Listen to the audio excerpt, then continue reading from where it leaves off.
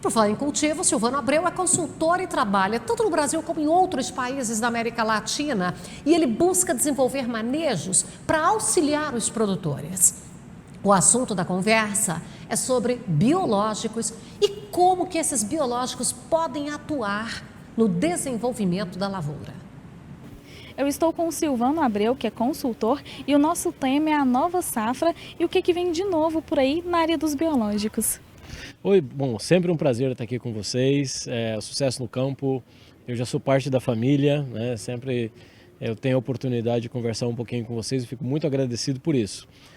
Bom, em relação à nova safra, a gente está nós estamos num cenário macroeconômico, soja, bem complicado, né? Existe uma tensão muito grande aí entre os governos, especialmente China e Estados Unidos, ou mais Estados Unidos e China, e os estoques de soja nos Estados Unidos está alto, então isso impacta bastante no preço e aí preocupa bastante quem está aqui, né, na produção.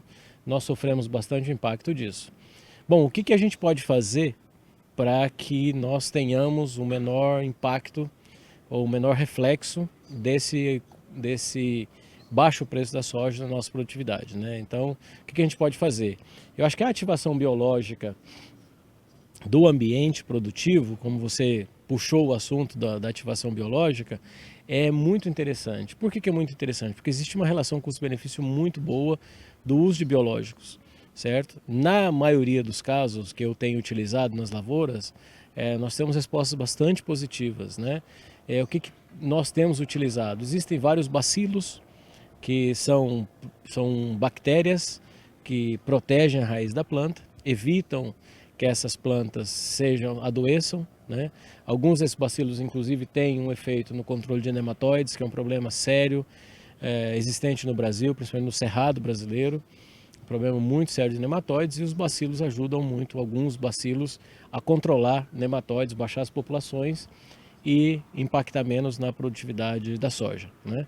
Outros organismos, o Azospirilo brasiliensis, uma bactéria espetacular que tem, além de fixar nitrogênio, ela solubiliza fósforo, ela é um bioestimulante para a planta, induz a planta a produzir mais hormônios, ela pode ser utilizada como foliar também, como indutor hormonal. Então existem vários benefícios do uso de Azospirilo brasiliensis, certo?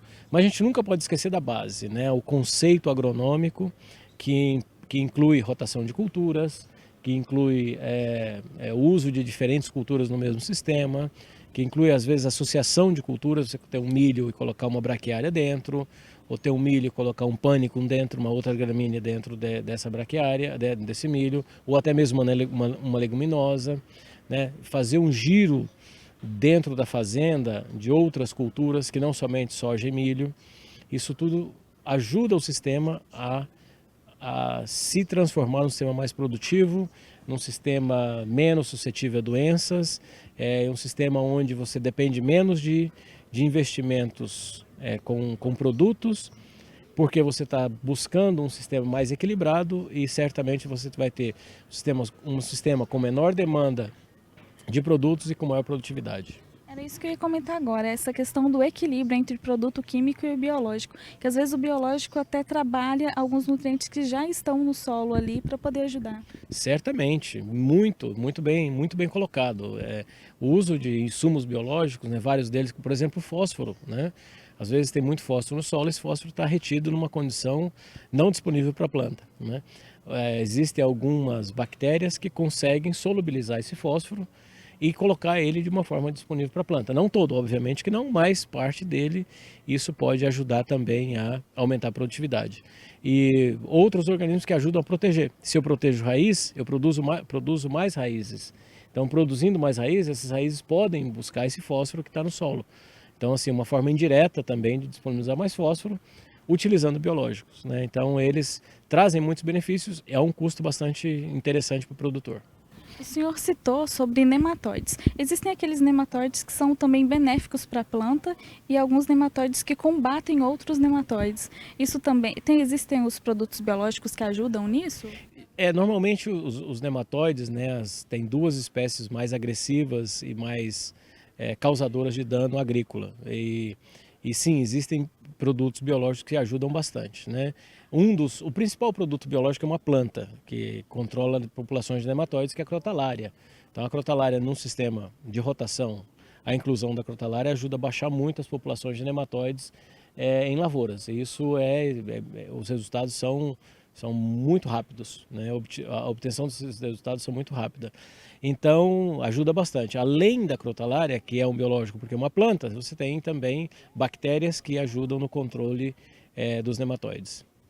Sobre agora as queimadas, que nós tivemos várias queimadas aqui no sudoeste goiano também. Como que vai ser o cenário do solo com a produção agora dessa nova safra? Eu não tenho área de consultoria aqui nessa região, né? Infelizmente ainda não tenho, mas eu também sofri com queimadas esse ano, né? Foi uma queimada criminosa que aconteceu numa das fazendas que eu atendo, e nós tivemos já um impacto na produtividade da soja, que já foi colhida depois da queimada, e eu espero que pelo menos uns 3 até 5 anos aí eu ainda tenho resquícios dessa queimada. Então eu acredito que no cenário do sudoeste goiano vai ser muito parecido, né? Nós vamos ter um impacto, efeitos dessa queimada, né? E sem colocar outras possíveis queimadas nos próximos anos. Estou colocando um cenário aí que nos próximos anos não vai haver queimada mais, né?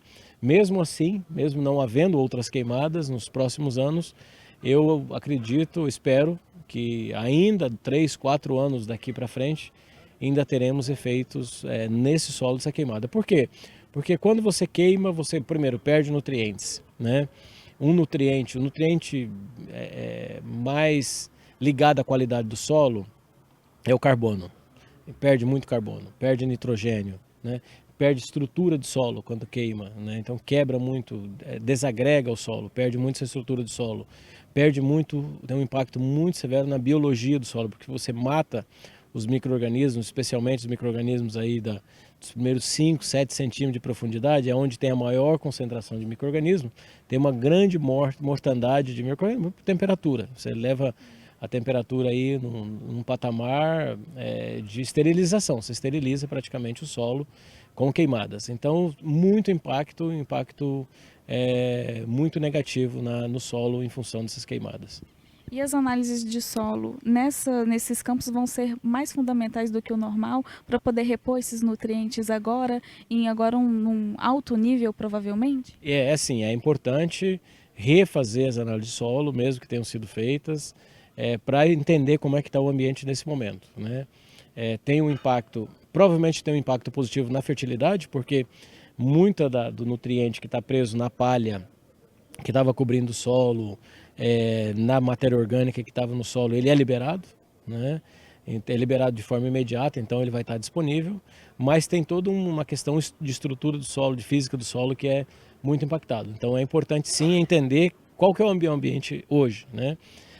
Eu costumo dizer que a gente precisa muito fazer análise de solo com uma frequência muito alta, porque é como eu conheço o ambiente produtivo que eu tenho, né? O solo é a base da produção.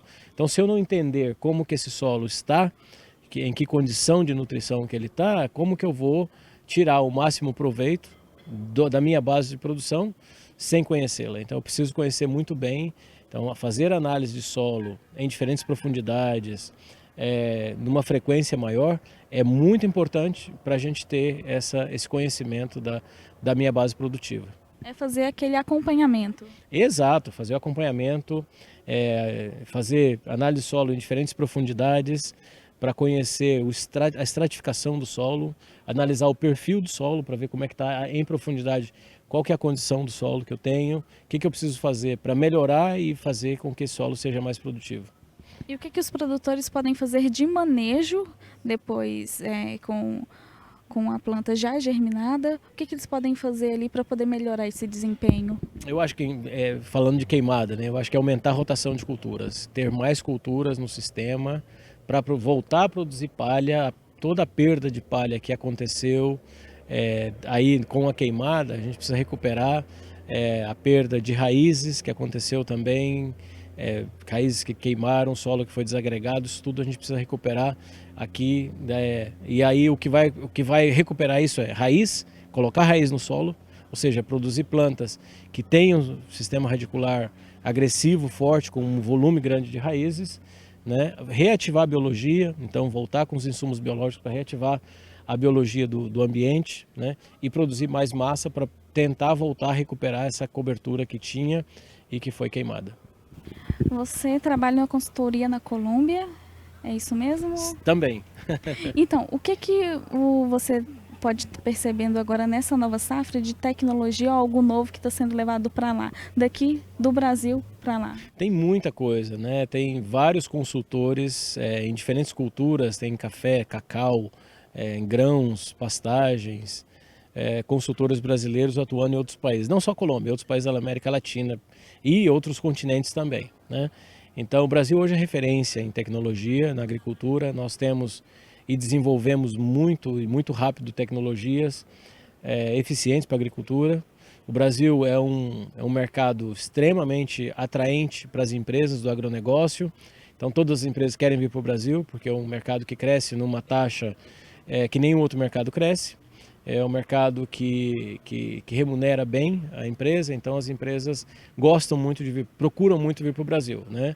Mas isso nos faz referência, né? O Brasil é referência para outros países, então é importante a gente estar atualizado no conhecimento, o que está acontecendo, para levar para as consultorias que nós temos em outros países toda essa tecnologia, né? Os biológicos é um caminho, por exemplo, que a gente tem levado muito para outros países, o uso desses biológicos, outros insumos, como nós conversamos, de hormônios, substâncias úmicas, nutrição de uma forma geral, tudo isso o Brasil é referência hoje em vários países.